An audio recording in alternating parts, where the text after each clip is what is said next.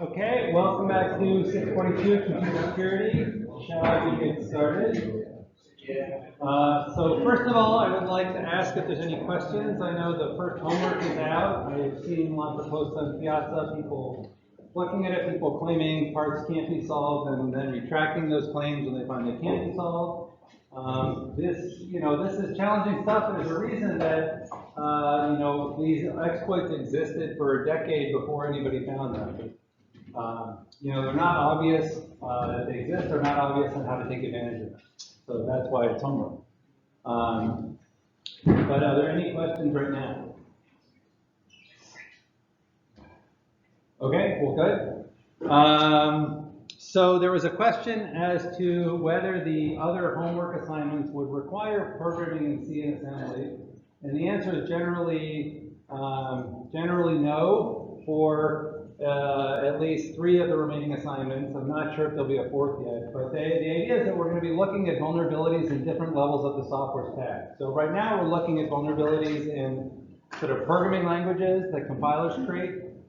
In operating systems, we will also be looking at vulnerabilities in web applications and web servers. So, code written in Ruby on Rails or something like that. We'll also look at vulnerabilities in network protocols. So you'll be looking at bytes that, packets that a server may send to another machine. And also looking at sort of vulnerabilities in encryption mechanisms. So there will be a wide variety of different skills, but not much assembly. The one thing I'm still deciding on is whether we will do some sort of hardware vulnerability work, which might require low-level programming.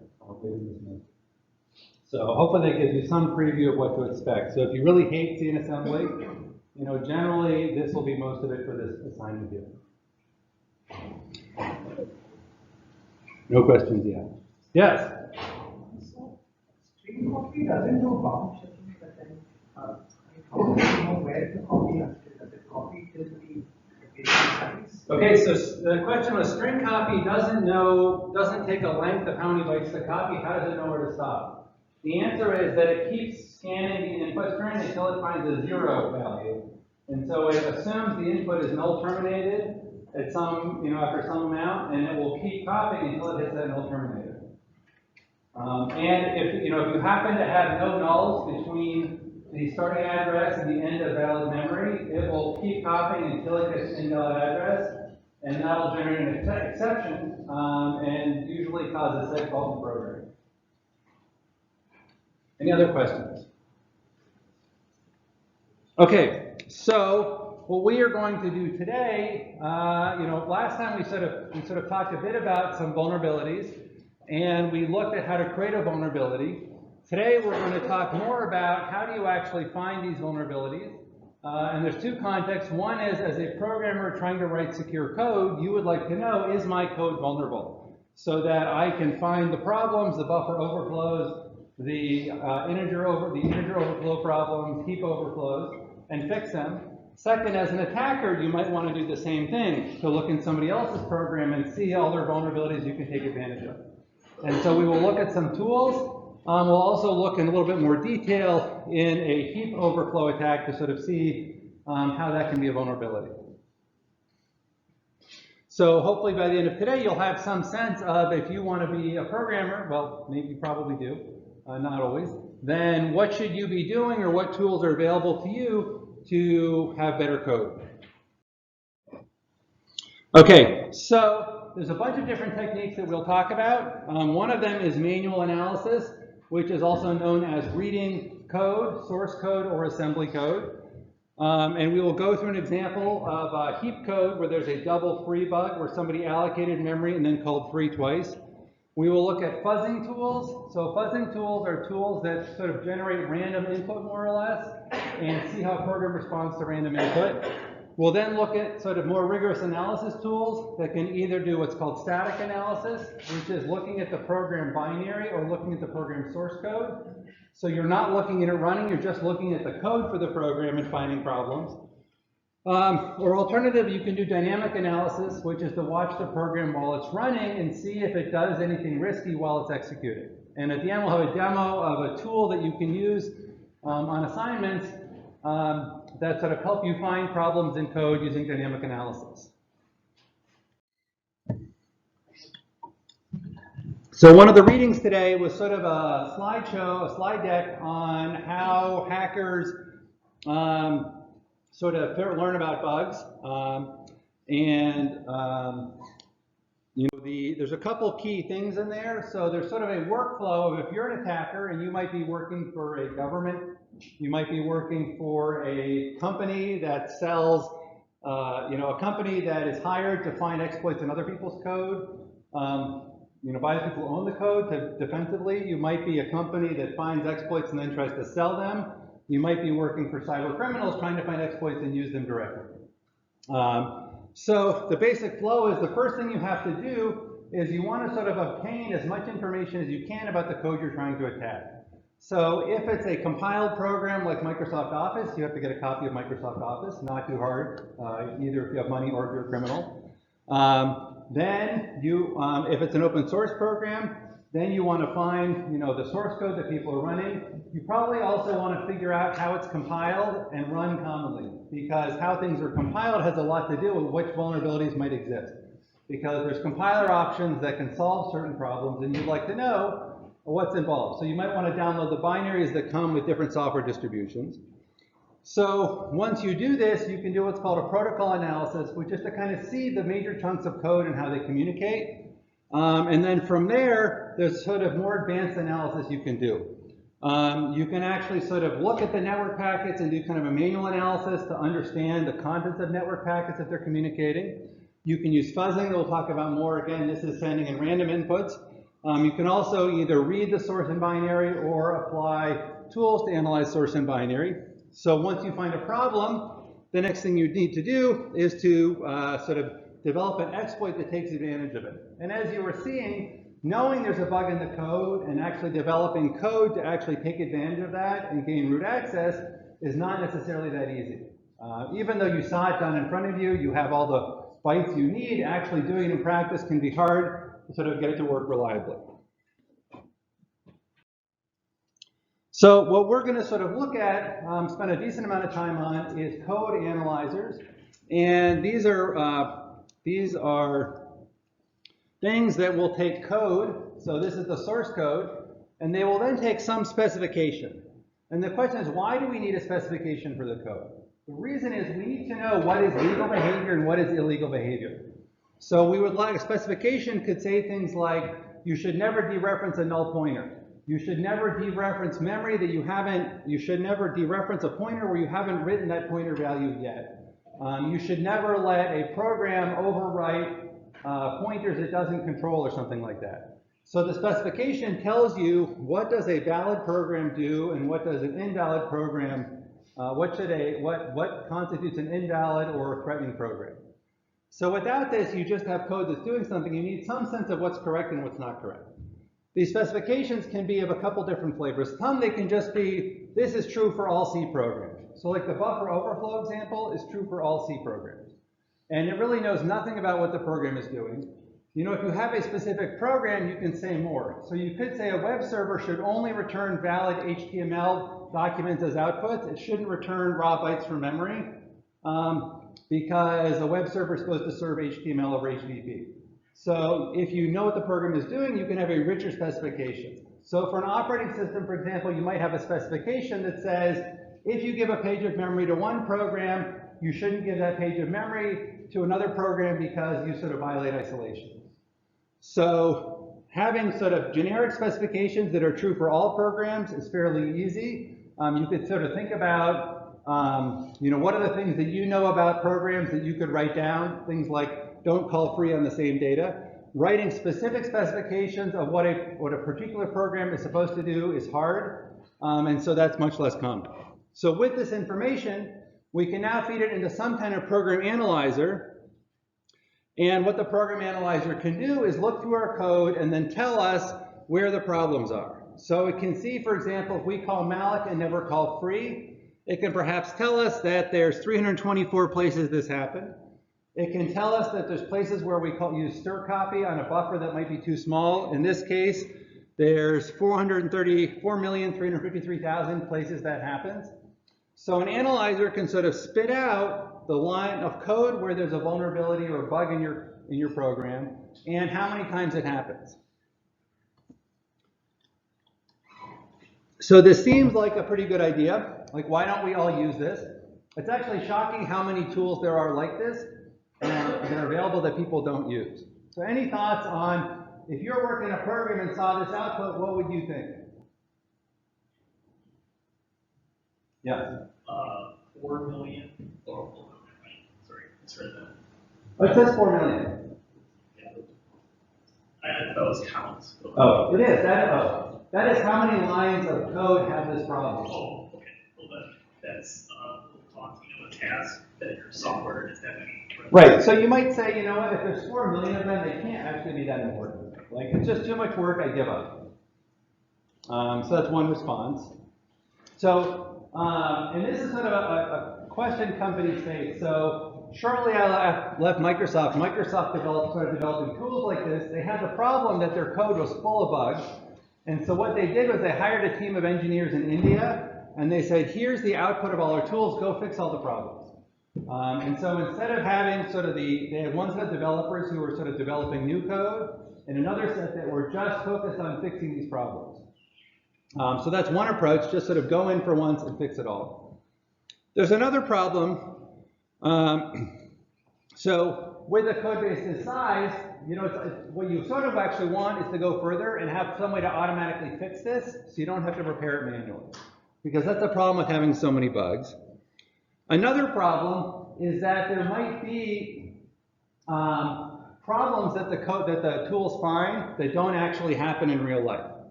So one of the problems is these tools are not actually precise in many cases. They often sort of approximate and make approximations or guesses in various places, and so they can find problems that don't actually exist. And so when you get a bug report like this, you actually have to look at it and see, does this problem really happen? This is called a false positive. So here in this example, we have some false alarms where a bunch of these buffer overflows aren't real. So it'd be a lot of developer time to go and look at these 4 million bug reports and do something about it. Okay. So how do you do program analysis? So one way is manually. You can read the code. You now know to some extent what a buffer overflow looks like, right? You have some static buffer. You have code that does a stir copy or a mem copy with some input length provided by the user, and that copy may be bigger than the buffer. So you can go read your code. You can do grep or search for stir copy, mem copy. You can look for all your variables that are stored on the array and find these and then read the code around them.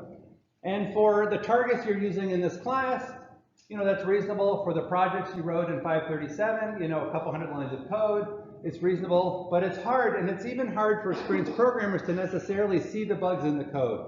They don't sort of jump out at you as bugs necessarily. So this is where static analysis comes in. There are some simple tools that are sort of scanners that look for very canned patterns, like if they see a stir copy and they see a array declared as a stat variable, then they might flag it. If they see a malloc and they see two frees, if they see two frees of the same variable right after each other in a function, they can flag it. So they can find very simple bugs and they can do it very fast. Another thing you can do is abstract interpretation, where you are sort of interpreting what the code does and sort of building a model in memory in the tool of what possible things could happen. You can also do what's called symbolic execution, we'll talk about in a little bit, which is you run the program, but you run it on what are called symbolic inputs, which really is a wild card. So you run the program on all possible inputs and see what is the complete range of outputs that could happen. And then for dynamic analysis, again, this is executing the program, and it could be you run it in the debugger and you walk through it in the debugger and see what happens. It could be fuzzers, it could be ptrace, where ptrace is a tool to sort of stop the program when it makes a system call and see what system calls it's making and what parameters there are. So which tool you can use has a lot to do with whether you have source code or not. If you have source code in sort of the open source world, life is a lot easier because it's a lot easier to read and analyze source code for bugs. If not, though, there's a lot of things you can do even at the assembly level, and there's a lot of tools that work at the assembly level. Any questions so far? So we're going to dive a little bit into sort of the world of program analysis. If you like this kind of stuff, there's several graduate, I don't think we have an undergraduate course that does program analysis, but we have a couple graduate level courses. There's 4 of our 5 programming language faculty study program analysis and verification and tools to sort of prove that programs are doing the right thing. So when you're looking at a tool to sort of analyze your code, there's 2 major properties that we look at. One is called soundness, which is if there's an error, will it actually find the error? So, or will it only report correct errors? So we would like to know that when it finds an error, it's a real error, it's not a fake error. The second thing is completeness, that if the, sorry, I have this backwards. So soundness says if there's an error, it will report it. Completeness says if the analysis has an error, then the program contains an error. So the errors that we get are indeed real errors. So we can sort of think about a variety of different tools. What you clearly want is something that is sound and correct. It finds exactly all the errors you have and only the errors you have. And the problem is that this is very difficult and very time consuming and to some extent impossible to do because you don't necessarily know exactly what a program is supposed to do. And so this is kind of the gold standard and people see how close they can get to it. But typically, it's very rare that we can do something sound and complete. There have been cases where people have built a formally verified operating system, and they did it by designing the operating system in a way to be verified. So they wrote proofs of the operating system correctness as they wrote the operating system.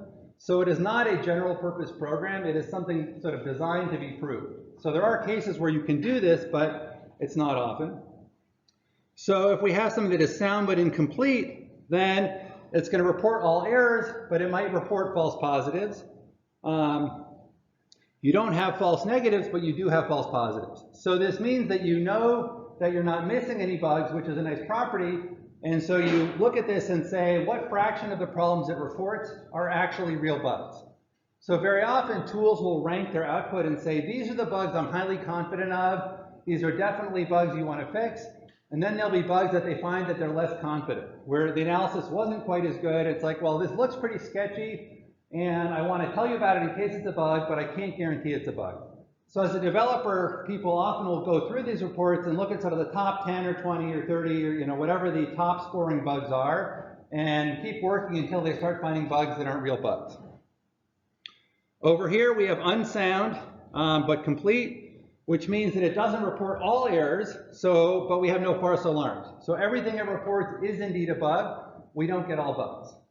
So this, again, is very useful because it means that as a developer using it, you're guaranteed everything it finds is something you need to fix, but there's things you don't have. So if you're doing things like writing code for the space shuttle where you really don't want there to be problems, you might not go with this option. You'd rather have something that is guaranteed to find all the problems than is guaranteed not to have false positives.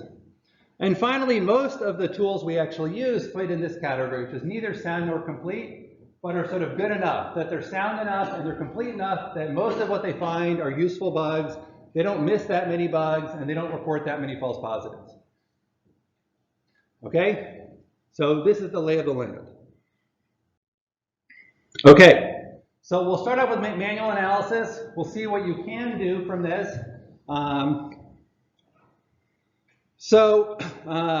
They're in the slide deck on sort of exploiting or finding vulnerabilities as a business.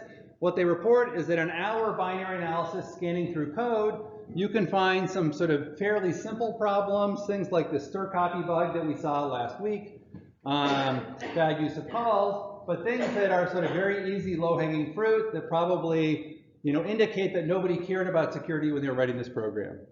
With a week of time analyzing source code, you can probably, this is 40 hours or so, you can probably find some vulnerability by looking at it. So this sort of tells you, how much time do normal developers spend looking for vulnerabilities? And it's not 40 hours a week, right? Because most of the time they want to be writing new code or testing their code. And if you do, and the thing about this vulnerability you find is there's a good chance somebody else knows about the vulnerability you find within a week. If you spend a month on it, then you might be able to find a bug nobody else has found that you can then sell for hundreds of thousands of dollars. So this is sort of a rough estimate, not to be taken too seriously, of how hard it is to do manual analysis. And this is also why, we don't ask you to find vulnerabilities in this class, because 40 hours would be a lot of time to ask new security analysts to find vulnerabilities. So what are the tools that are available to you to do manual analysis? So to some extent, what we want to do is sort of reverse the normal compilation process. So a normal process is you take C code, you run it through a compiler, and you get an output program. It's in a file format. In Linux, it's called ELF, which basically has your data, it has your code, and it has instructions on how the things kind of fit together. So when we start with a binary, we kind of want to reverse this. So we want to take the binary and disassemble it. So we see the assembly code. And then from there, we might even want to try to decompile it and convert that assembly code into C code. And there are tools that will do this. They will take assembly code and convert it into C code. The problem is that C code is very hard to read because there's no things like variable names. It's just like random numbers, I1, I2, F1, F2, A1, A2. And there's a lot of optimization, so sort of seeing what the code laid out is very, you can sort of see function calls, but you can't really see much more. So what a lot of people do is stick to the assembly level. Now it turns out that even this step of disassembling a program is hard, that in general, given a binary file, finding all of the code in that file is not something we know how to do yet. If you're given symbols that tell you here's the start of all the functions you can, but the problem is you may not know, for example, in a given string of bytes, is this data that is some big static array, global variable, is this actually code they're going to execute? So particularly if we look at things like malware, where you're a virus writer, one of the things analysts want to do is take this malware, analyze it to see what it does, but finding where that code actually is hard. So one thing that might happen is you might have a sequence of assembly instructions, and particularly for malware, you might jump into it not at a instruction boundary, but sort of in the middle of an instruction, which means something totally different. So you think you have one piece of code and you execute something completely different. So if you're dealing with normal programs, though, that are not designed to thwart your system and don't have copy protection and things like that, then disassembly isn't too hard, as we saw with the debugger. Kind of one of the state-of-the-art tools for disassembly analysis for this kind of work is a tool called IDAPRO.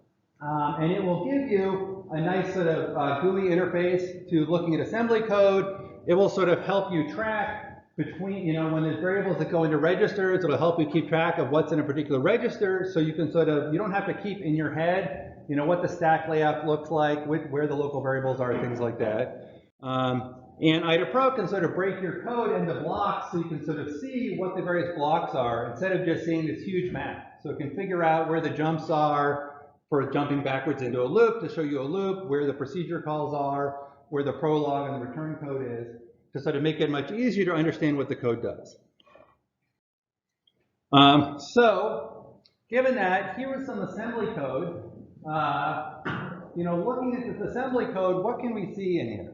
Right, so we see there are some, we don't just have instructions here. What's nice is, generally in assembly code, you can see the names of functions that are in standard libraries, at least, even though you can't see much else. So when we look at this code, does anything jump out at people as sort of what kind of bug might be here? Yes. And where do you see that? There's 3 mallocs. Okay, right. So we see at the top malloc, malloc, free, free, malloc, free, free at the bottom. And so you can also see there's a movie AXESP called free. So we can see there's a song, we have to sort of figure out what's being freed. So what we can do from this, you're exactly right that we sort of see some problems. So what we can do is sort of think about what the code might look like. So we've got some malloc calls. We can see where they put their return values. So the top, that green one in the middle puts its return value at offset 1C. And we can also see the offset 1C is free later, but we see offset 1C is freed at the bottom, but we see offset 1.8 is freed at the second to bottom one, and we see offset 1.8 is freed the second one from the top. So we can sort of assign local variables. We can sort of look at this code and convert it in a way to C code to sort of say it's a sequence of calls, followed by frees and more calls and frees, mallocs and frees. So in this case, there's straight line code. There's not a lot of complicated if statements that are jumping around. And so this is a case that is fairly easy in a way, as code goes, to look at the assembly and see there's a problem, right? Just a simple counting analysis of calls showed us this problem. So I want to sort of go back into attack mode here and sort of think about how bad is it to call free twice. And to understand how bad it is to call free twice, we need to look at how a heap is implemented in many cases and think about what power does that give you as an attacker. So when you call free twice, what you're doing is you're saying there's memory there's two things that can happen. One is, if the memory you call free twice on has not been used already by something else, then potentially it is going to corrupt the internal state of the heap because you free it twice, it's going to, whatever data structures it has, if it doesn't check that you're freeing twice, then it may corrupt those data structures. If that memory has been allocated for something else, then you freed some other data structure that's in use, and that other data structure can get overwritten when the memory is reused.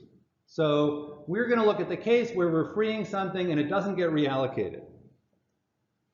So internally, what a lot of heaps do is they basically have a linked list of the amount of space that's allocated. So they break the heap into chunks.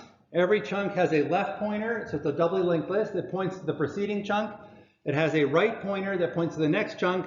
It has a free bit that says if it's 1, this chunk is free. It's not in use, we can allocate it. If it's 0, it's in use and has valid data on it. And this is a header that is stored in advance of the user pointer. So internally, you have this chunk of memory, and then when malloc returns, it'll return a pointer to the start of user data, but the preceding 8 bytes have this heap metadata in it. Make sense? And I will note, this is sort of an old-fashioned heap style. There's many, many different ways of implementing heaps, and so this is not true for every single heap implementation out there. So,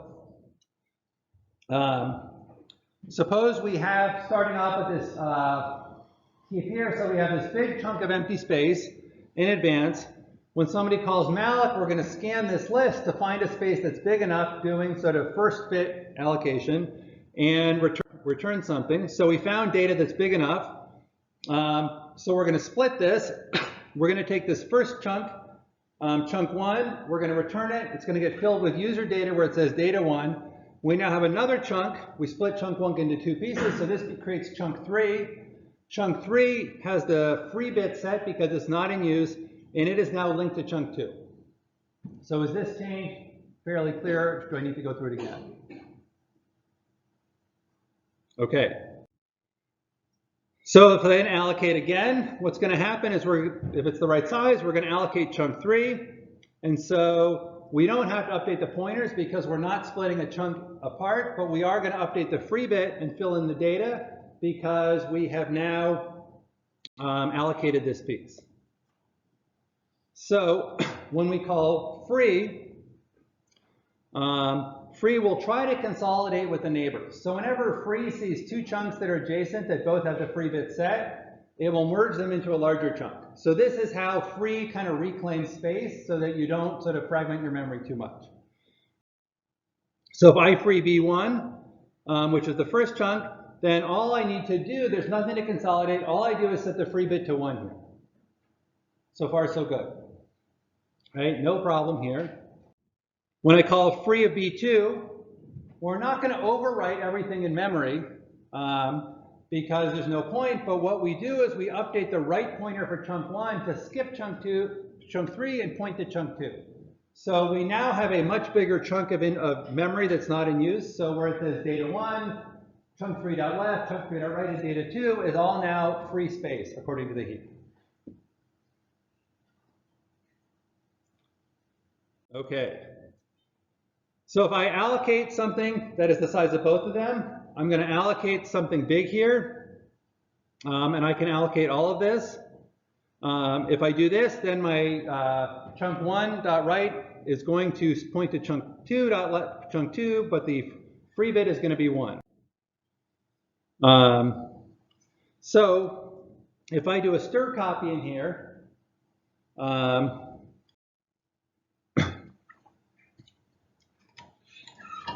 I fill it with data. So now what if I call free of B2 again? I put some valid data in here, but I call free B2. So one thing to note is that heaps traditionally don't check to see if you're passing in a bad parameter free. They assume your program is correct. By not checking if it's correct, they make the call to free be 20% faster. Your program runs faster. You know, the people writing free don't really care if incorrect programs, if they do the wrong thing when you do something incorrectly. They care that you're as fast as possible when you do the right thing. That's sort of the general model for how library writers work. How they think speed is more important than anything else. So if we call free now, it's calling free on B2. B2 is going to interpret, when we pass in free B2, it's going to look at this starting at this. Let's see. It's going to think B2, the address we're passing in is right here. The heap is going to look at the pointers right beforehand. It thinks that this is valid data, and so it will start interpreting the data right before here as heap metadata. Remember, this is data that we provided as part of the Stern copy call. This is user-provided data that is overwriting here. We're now telling the heap to treat this data here as pointers. So what the heap is going to do is actually do some assignments. It's going to, sort of update the doubly linked list to remove things. And it's going to take what's stored in the pointers in the B2 left and B2 right and store them into what these things point through. So what power does this give us? If we control what's in this whole buffer that's shaded in pink, what do we get? What power does this give us as an attacker when the heap executes that code at the bottom? Yes? We had the opportunity to affect the data that was in the heap before we freed it, so we control that address that's now going to update this. Right. So what he said was we can now control the address updating. What this lets us do is we're providing an address in B2 left or B2 right, and we are telling the programmer what value to put into that in B2 left or right. So we now have the ability to write a word value anywhere in memory because we control the address and we control the data that gets written there. So this vulnerability lets us overwrite any byte in memory. So for example, we could use this to overwrite a return value on the stack, even if we didn't have a stack buffer overflow. If you have a function pointer somewhere in your code, we can overwrite that function pointer with whatever value we want. So just like the Stack Overflow, this lets us, using user input, write to some place arbitrary and then use that to sort of get control of what the program does. Any questions on how this vulnerability works?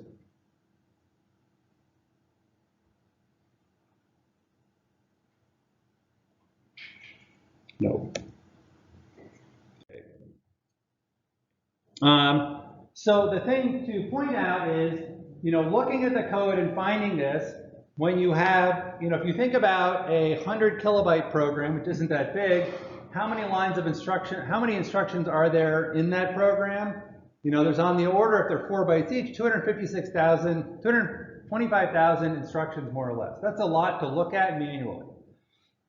And so that is why having tool support is so important. Not that you can't do it this way, it's just painful and everybody is fundamentally lazy. So let's look a little bit now on what sort of tools we can get. So in this code, what can we do to automatically find the bug? Oops. So one thing we can do is we can sort of automatically, one thing we can do is sort of look at the code and just look for particular patterns. We can write particular patterns that we know represent bugs and scan the code for that. But what we're looking for is something more sophisticated. So what I want to talk now is a dynamic analysis technique called fuzzing. Fuzzing is something that Professor Bart Miller actually was sort of one of the leaders of the fuzzing movement, and sort of showed that just providing random inputs to programs could find a huge number of bugs. And it was actually a class project in CS 736 that originated this idea of fuzzing. So you can take classes here and become famous, I suppose. So the basic idea is you create some random inputs, you throw them at the program, you see what fails, and how you see what fails could be the program crashes, it could be you look at it in a debugger and you look to see does anything interesting change. So black box fuzzing is sort of the ideal where you have a program you know nothing about and you just give it some inputs and see what happens. So this is sort of when you have a normal program, you have inputs. So we can take what's a normal input and we can start mutating it. So if you have some known good input to a program, you can mutate it, for example, by taking part of the input and making it bigger. So think about any kind of command line tool. When you pass command line arguments like -O, -C, -F, so-and-so, you can start, saying -FA, -FB, -FC, -FD, -FAA, -FAB, -FAC. So you can start throwing lots of different command line arguments at a program. You could throw different size inputs, inputs that are 1 byte, 2 byte, 3 byte, 4 byte, things like that, and sort of see what happens. And so typically what you do here is you run a program millions and millions of times with different inputs. You run it very quickly and see if you can find anything interesting. So, once we find there's a crash, that sort of tells us something. So here is sort of one example of what you can do. So one way to do it is to have sort of generated patterns. Another way is to just use randomness, where you pick random strings, and you might want random strings because you don't sort of know what's interesting. So if you use every possible pattern, then you have a very complete sense of the input because you're going to systematically try everything. The problem is, think about how many inputs there are, right? When you get to eight character inputs with 8 flags, you have 8 to the 8 different possibilities, which gets pretty big.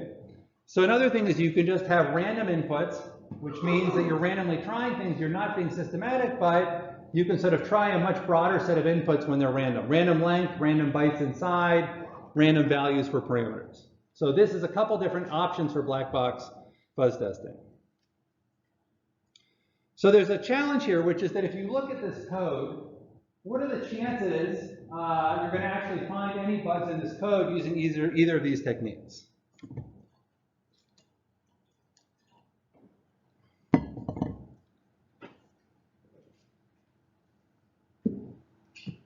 So under what inputs will this program generate, have this double free?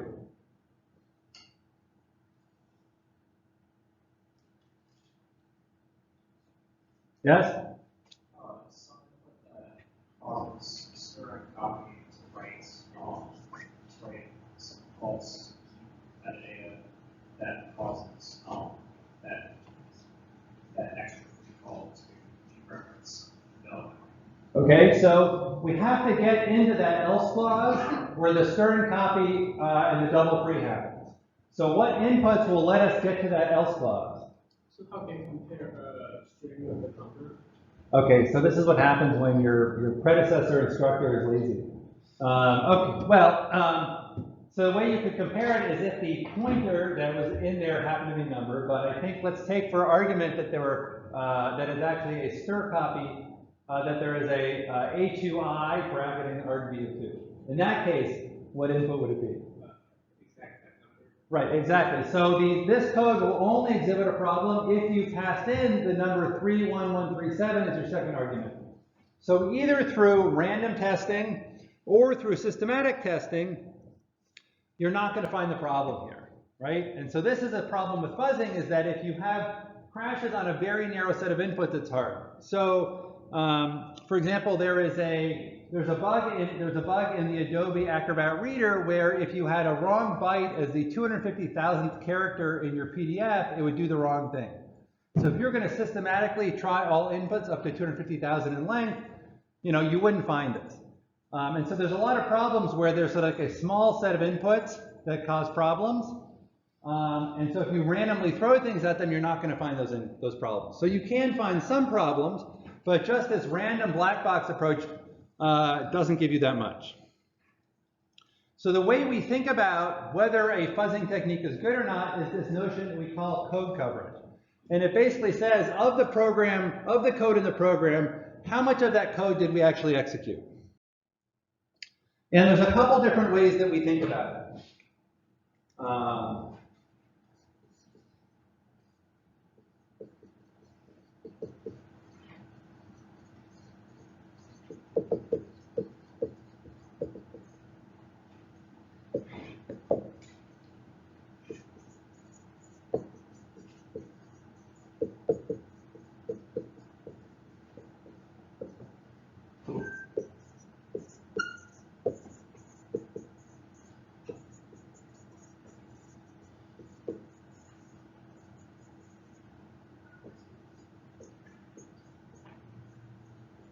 Okay, hopefully you can read my chicken scratches. So what this is showing is a skeleton of the code we saw before. We have a corrected stir comp here. If the input is 3337, not 3337, call the complicated function, else do this. So we can define code coverage in a couple different ways. One is we can just look at the number of basic blocks that we reach. When we call an input, do we actually execute this basic block? And a basic block is a bunch of code where there's no sort of branches coming out of it or branches going into it. So if you execute the first piece of the basic block, you have to execute all the way to the end. So we can say we executed this basic block, this one, and this one. So if we execute all of these three pieces, we would say that we have complete coverage if we're just counting basic blocks. Another thing we can look at is if we have more complex code.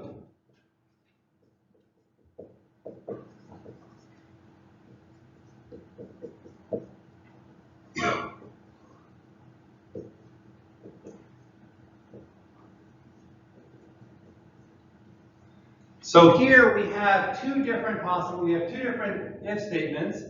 So if we pass in x equals 0, y equals 0, then we will execute both this function and this function, correct? So from a basic block perspective, we have executed all basic blocks.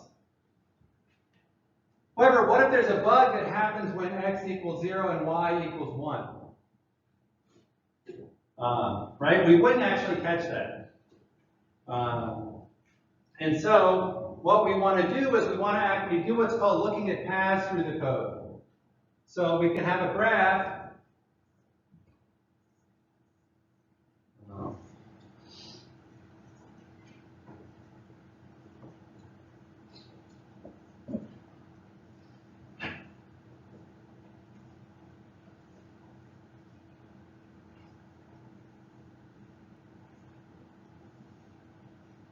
And we can say there's different paths we can follow through this code. Have we followed all those paths? So there's a path that kind of goes like this, where x equals 0 and y equals 0. There's a path through the code that goes like this, and then goes like this. There's a path through the code that goes like this to here and here. So we have three different, and then we have a path that kind of goes to x equals 1 and y equals 1. So we have, with two branches here, we have four different paths through the code that could all produce different outputs. So if we're looking at path coverage, we would be looking at, do we cover all four of these paths? For basic block coverage, we would just say, do we at least cover this case once and this case once? And so they give you sort of different senses of what the input might be.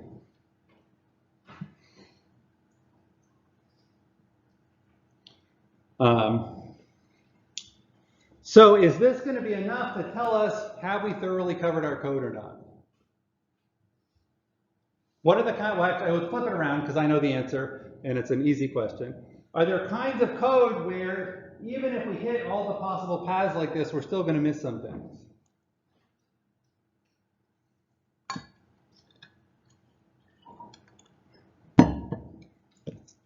Where, and what I mean by miss things is we're going to pass inputs and the code will execute, without trying all possible inputs, the code will execute fine, and there's actually bugs that we don't catch.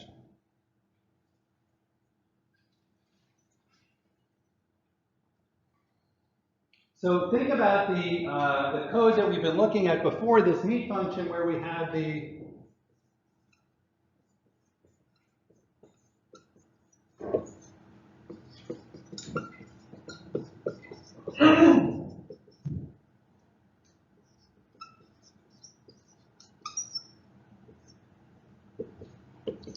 So we can have code that looks like this, where we have a local variable, we have a stir copy, we execute this, but unless we actually pass in the right argument here, having coverage won't tell us that we won't actually find the bug.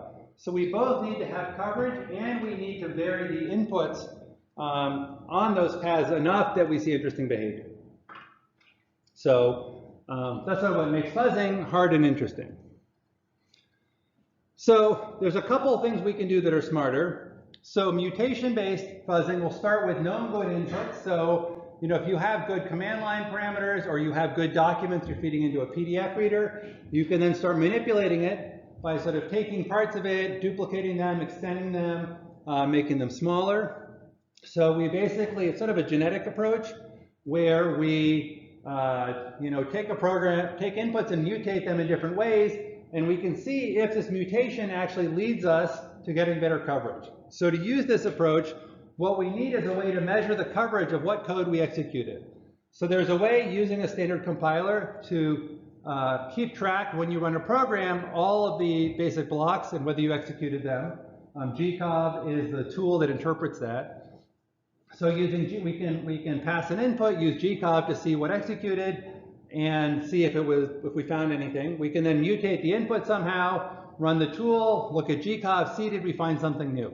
So we can then keep mutating the input until we find mutations that lead to reaching new code and then exploring that input. So we're using this way as a way of basically doing search over the input to find inputs that cause different behavior. So another way is generative. So this way we don't start with a known good input, we start with a specification. So it might be a document from Adobe that says this is the PDF file format. It could be an internet standard document that says this is what a HTTP packet or a TCP/IP packet looks like. And using that standard structure, we then sort of, for each field in that structure, start generating random or bad inputs. And particularly looking at the parts of the specification that people don't really use or pay attention to, where there's more likely to be bugs. So one example of how this was done in multiplayer games, this was done by Bart Miller, is if you have a multiplayer game, you can capture the packets that are going from a client to the game server. You can then take those packets and modify some fields in them with random values and send them to the game server and see what happens, and then measure the code coverage on the server. So this is sort of a mutation-based approach because we're starting with good packets and mutating them. And so, for example, in this case, by figuring this out, they could figure out that the third byte of the packet was an index into a switch statement. So once you figure that out by looking at which random inputs cause problems, you can use that to start deliberately generating inputs that trigger more and more code coverage. And so once you do that, you can repeat the process. So there's some automated tools for doing this, for sort of seeing the code coverage, figuring out which byte of the input led to that coverage change, and then generating new tools automatically.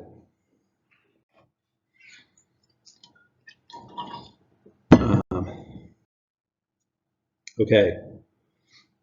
So I mentioned source code scanners before. So this is sort of very easy. The compiler actually does a lot of things for you at this point. So using standard functions like strcpy in some cases, the compiler will generate a warning saying you're using unsafe code.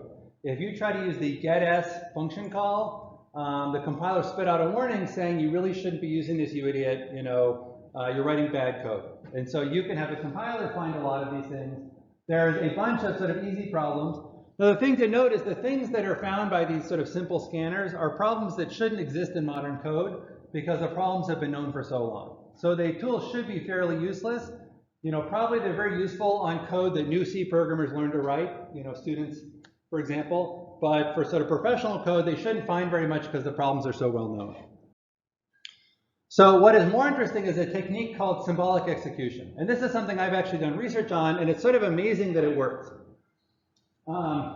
So what we're going to do here is we are going to take source code, compile it into some intermediate representation. Doesn't have to be x86 assembly code.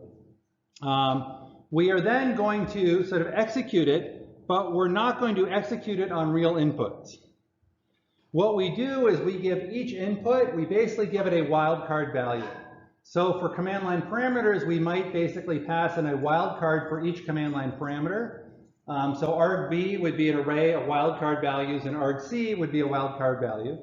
And then we're going to run it and see what does the program do with this input. And see, without even knowing what the input is, what are the kinds of things the program may do. So if you have a program that takes no input, it will always produce the same output no matter what input you have. And so we can actually run a program in this way by sort of interpreting what it's doing because we have all the values we need. if you have a program that takes input, we can sort of see what it will do on all possible inputs. So if we look at this example over here,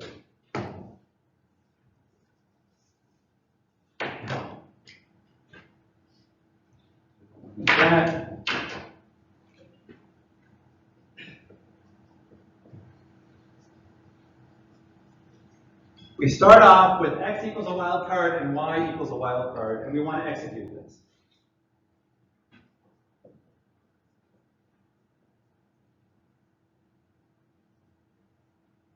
Okay, so we get to this if statement here. Does x equal 0? What we're going to do now is we're going to basically fork this program into two different worlds. In one world, x is 0.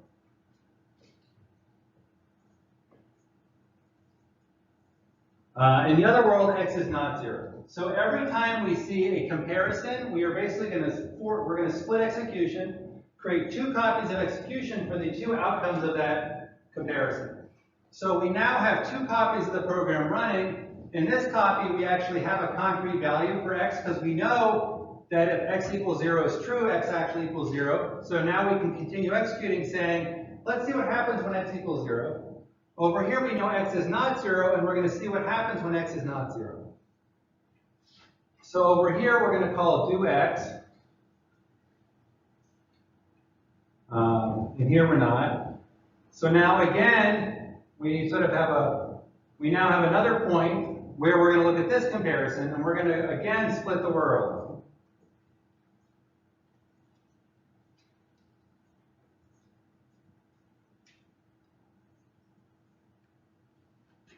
And over here, we're going to do the same thing.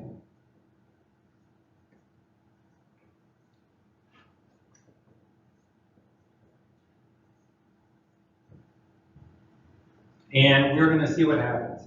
So we're going to interpret, anytime there's a comparison, we're going to actually, we keep track of the possible values of x. These are called the constraints on x. Up here, x is unconstrained, it can be any value. Once we execute this and fall through to here, we know that x has to be 0. And if we don't execute, if it's not 0, we know there's a constraint that x can be any value other than 0. So if we had some code down here that said, if x is greater than 3, then let's sort of see what would happen. If we're in this path over here, then we know that in this case, in this path, x is 0. We know that x can't be greater than 3, so we know that do z can't be called. Over here, we know that x does not equal 0. So it's possible that do z can happen. So we're going to split the world again.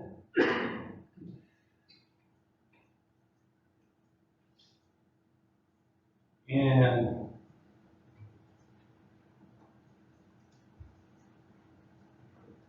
we are going to, again, try both paths. So we're going to accumulate constraints on the variables and see what happens. If at some point we actually find a bug, suppose z has a bug in it, we can say that this right here are a set of inputs that will trigger the bug, because these are the conditions on the inputs that were true when we executed the z function. So any input that solves this will produce a bug. So as part of symbolic execution, we can now take this information here, give it to what's called a constraint solver, and it will spit out a valid set of values for x and y. So it could spit out x equals 1, y equals 1, and say, if you run this with x equals 1, y equals 1, you'll execute do z and trigger your bug. So this is how you use symbolic execution to test your code on sort of all possible inputs simultaneously. Yes? What if we have an infinite loop and only breaks through the loop if you have the correct input? We will get to that. That is indeed having loops, even non-infinite loops, is a problem. There's lots of things that make this a problem, I will say. So it's a very cool idea that will sort of ruin your life as a grad student if you use it without additional help. So here is sort of another example. where we are sort of going to keep track of these constraints and sort of see what happens. So here we have this nice thing of where we had a complicated input. When generating random inputs, we never got to that complicated input. Symbolically, though, we see this statement about what's happening, and we can explicitly sort of see what happens if the input is this 31337, and otherwise sort of continue. So here we know in this case x equals 3, z equals 31337. We then continue to the code. So this lets us, in this simple case, find all the different paths we want to execute.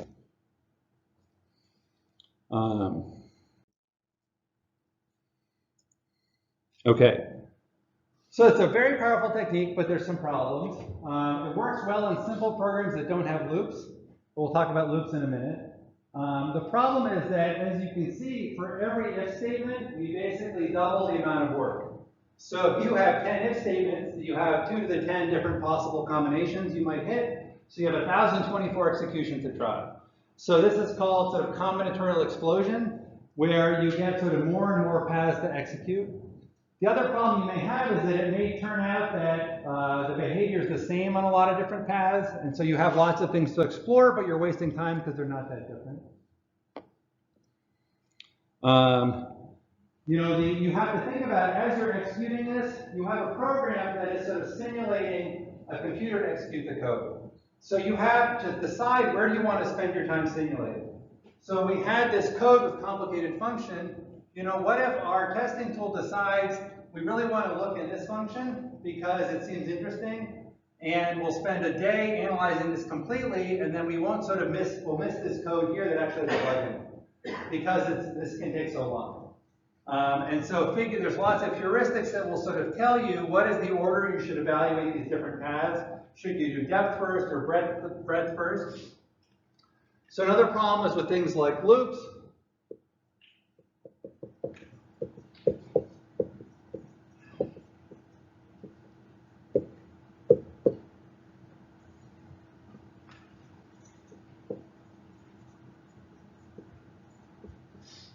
Right, so if we have a loop like this, we are going to sort of, if we break this down, it is going to, we're going to sort of do the same thing 1,000 times, and it's going to really slow us down. And so one of the things people will do, people will basically add lots of heuristics to sort of say, you know what, we're really looking for coverage, so at runtime we're going to say, we're just going to do this twice. Instead of 1,000 times, we're just going to go through loops once, so we get the case where we went through the loop and around. The second time we'll go through the loop and drop out. And that covers much of the interesting code in what a loop does. So we'll do heuristics that mean that we're no longer sound, but we actually get better code coverage. So there's a trade-off in actually like getting this to find things versus, again, how many bugs you find. So in general, the way to think about sort of these this is a static analysis tool because we're not really running the program. We're actually analyzing the program by simulating on inputs. So in general, the way these static analysis tools work is they'll take some program, they'll do some approximation of that program into some coarser grained modules or some approximation of all the things it could do, and sort of come up with a list of behaviors, and then so there's some set of possible behaviors a real program has, and the analysis tool will have some other set of behaviors that it will actually allow because it's an imprecise analysis. So in this case, this is an over-approximation because the analysis may find paths through the code that could never happen because, in this case, we changed the loop from 1,000 to 2, and we'll see some other cases. This means that we might have some, real cases where we find a bug that's in the real possible paths. We also have false alarms where there are bugs that are due to the over-approximation. So the goal of analysis tools is really to try to shrink this pink part as much as possible by figuring out what is sort of the simplest approximation we can use that is still useful for finding bugs.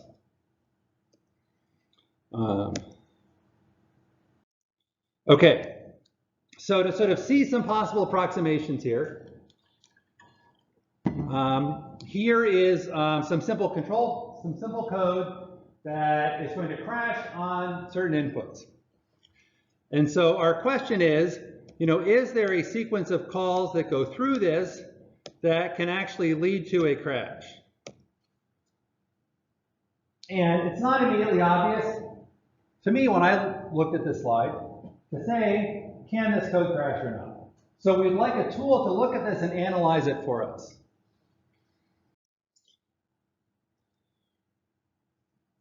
It turns out the program will never crash. So we know by humans looking at this, it will crash. So we'd like to see, can we get a tool to come up, what kind of tool do we need to come up with the same output? So first of all, we can try symbolic execution. The complete symbolic execution over here does not do any approximation because it's going to keep exact constraints on every variable so that we know precisely what values it could take on. So when we do this, here are sort of the constraints that we get. So, we will go through, if we start with x equals 0, we're going to assume y equals 0. We'll see that we sort of get to no at the bottom. We're going to loop around again. We're going to increment x again. We're going to sort of be in this loop, and it doesn't terminate. So in this case, the program won't terminate. So our analysis using symbolic execution will not terminate, exactly what Leon said. It'll be an infinite loop, and we'll be sitting here all day, and we'll learn nothing about can it possibly crash with an input of y equals 0. So let's think, what if we're going to approximate this by not keeping track of the value, but we'll keep track of whether x or y is negative or positive. So really a very coarse-grained approximation. So we started with x equals 0. We know when we increment x equals 0, x is now positive. So we'll just remember that it's positive. On the no path when x equals 0, we now remember that x is negative. So the problem is we now get to this path here. This y equals 0 has inputs that x is both positive and negative. So at this line of code here, x could be positive or negative. We don't know. So we represent that by this top symbol. Looks like a T. So all we know is that x can be positive or negative here. So when we get to this statement here, we don't actually know what's happening. We can't actually tell if we're going to have a crash. So just keeping track of at each statement value, what is the sign, isn't good enough because when we have these two paths converge, we end up with both signs and we forget what actually happened. So this is sort of too much of an approximation. Because we have this false alarm, because at the end here we said x could be positive or negative, we don't know, so both paths could be taken, we could have a crash. So we now want to look, is there another approximation that actually gives us more information, but is still not keeping track of the precise values? So let's try path-sensitive sign. So here we'll keep track of which path we came on, whether we came on the left or the right path at the top, so we can have more information at the bottom. So at the top, y, on the left, we know y is 0. We know that x is 0 at this point. So we're now going to say y is 0 and x is positive. On the other side, we know we're going to start with x equals 0 and y is not equal to 0. Again, this is symbolic. We know this path, y isn't 0. So after this, we know that x is negative and y is not 0. So now when we get to this y equals 0, we have two possible inputs that come here. And we can try this on both inputs. X equals 0, and y equals 0 and x is positive, or y is not 0 and x is negative. So now we can actually evaluate, is y 0, what could x be when y is 0? So this, we don't lose any precision because we have all the information that we need to precisely simulate this. So we know if we're on the yes case, y equals 0, we know that x is positive. And x being positive is enough for us to know that we're going to take the no path down there. On this point where x is negative and for y to not be 0, x has to be negative, we know we're going to exit.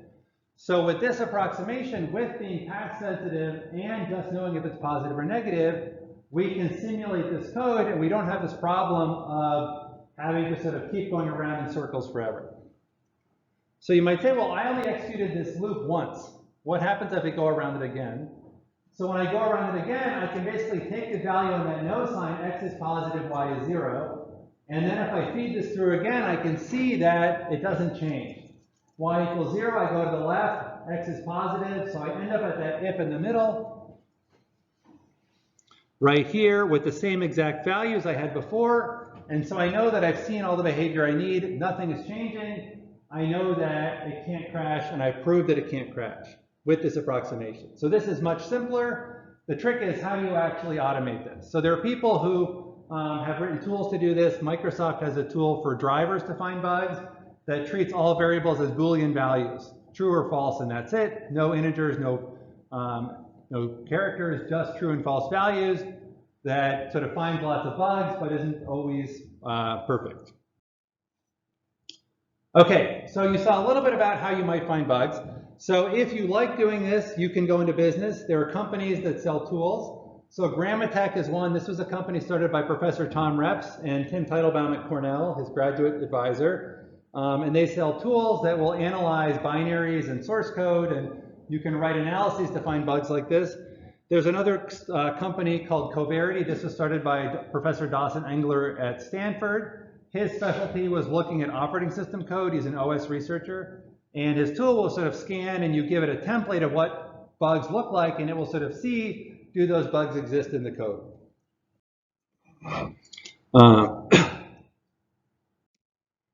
Okay, so a little bit on sort of more advanced things you might do. So what we looked at is sort of looking at the control flow paths through one function. Now, if you think about the source code you're working with, one of the things you need to worry about is, are the inputs to my function possibly come from outside the program, or will they come from inside the program? If they're inside the program, then you know basically how big they can be. If they came from outside the program, you don't know what's in them. So this notion of tracking the input, sort of where the data came from, is called taint tracking. So the idea here is that we are going to take the input and we are going to mark any places in memory where that input is put as tainted because it's controlled by the user. And then anything computed from those locations in memory is tainted because those computed values are tainted. So if I pass an input as a string and then you call strlen, the output of strlen was a variable that I kind of control. And so that local variable with the strlen is now tainted. If you pass these to a function, the inputs of that function are tainted because they came from me. And so we can track this within a function to look at who it calls. And then for every function you call, you can see, is anybody call this function with tainted input? And if so, then those parameters to this function have been tainted and should be treated with suspect. And so this is, and we're not going to go into detail here, but this is a useful way when analyzing programs to think about, is something safe or not, based on, is there any way that a user could have provided input to here? Any questions? We've been kind of a whirlwind tour at a high level of some very complicated topics, and it's really to give you a sense of how these tools work.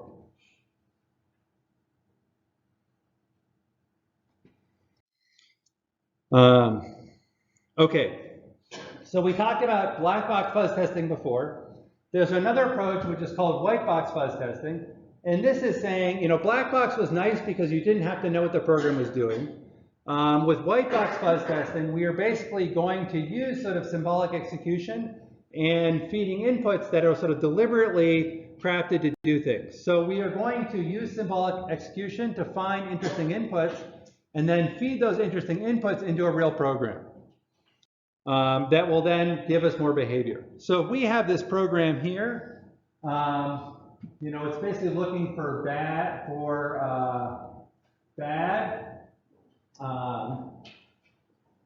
What we're going to do is we run with some input. If the input is, suppose we're going to run it symbolically with some input and some and concretely. What we can sort of see is when we simulate this, what are the inputs that would sort of change a path? Is there some input where we would have seen a new path? So we can see that we can sort of figure out what are the constraints that we need to, what are the values that will actually change the behavior, and then how can we sort of use that to spit out what are possible inputs. So if we want to find a new path, so we know on some input what branch was taken, we can now say we want to take the other branch, so we're going to explicitly change the input to change the output there. So we can, the idea is we're going to be tracking the input to where it gets used in the code, and we're going to change the input to have it be used in a different way. So this is white box because we're actually seeing specifically how the input changes the control flow and deliberately modifying that part of the input. And so this gives us more information. The nice thing is that we don't have to symbolically execute the whole program on random inputs. We're actually executing it on real inputs, but we are seeing how that input is actually used in a particular place. And so that will tell us how to actually sort of what to do next with a different input. So this will get us sort of not as complete coverage because we had to provide some real input to start, but it'll be a whole lot faster because we are changing it sort of one character at a time to find one new path. Okay, so enough static analysis. Again, take programming language classes if you want to do more of that. I want to talk a little bit about dynamic analysis, which is a whole lot easier. And the whole idea here is we're going to take a program, we are going to add some code into it, or we're going to analyze what it's doing while it's running to see if it's misbehaving in any way. So one way to do this is to instrument the execution, which means to actually modify the binary to add additional code to sort of keep track of what memory is being used or where things are jumping. So we're going to keep extra metadata about the state of the program, and then we are going to sort of detect when a problem happens.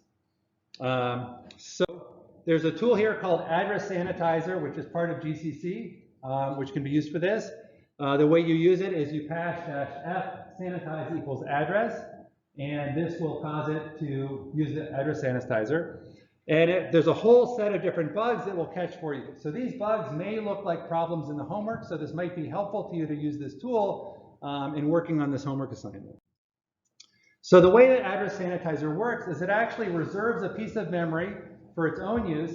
For every 8 bytes of program memory, it keeps 1 byte of metadata. And it does this by just taking the address and shifting it by 3 to sort of lop off 3 bits from the address, adding it to an offset of where that metadata is stored, so it can look up the metadata very quickly. And the metadata will basically say, is this valid data or is it invalid data reserved for something else? And if it's reserved for something else, what is it reserved for? So what this means is that if we have your stack variable and it's supposed to be for stack, we can record that this is stack memory. If your program writes to it, we can see that it's writing to stack memory and there's a problem. So the way this gets done is that we are going to add what are called red zones around location in memory. So before and after every allocation you make, there's a region of invalid memory. So if you write off the end of your memory, you will hit this red zone that will be detected as invalid. Similarly for stack variables, we're going to add red zones between every stack variable. So that if you if you read something or write something before your address or after your address, we can detect it as being invalid because the metadata for these red zones say that it's invalid.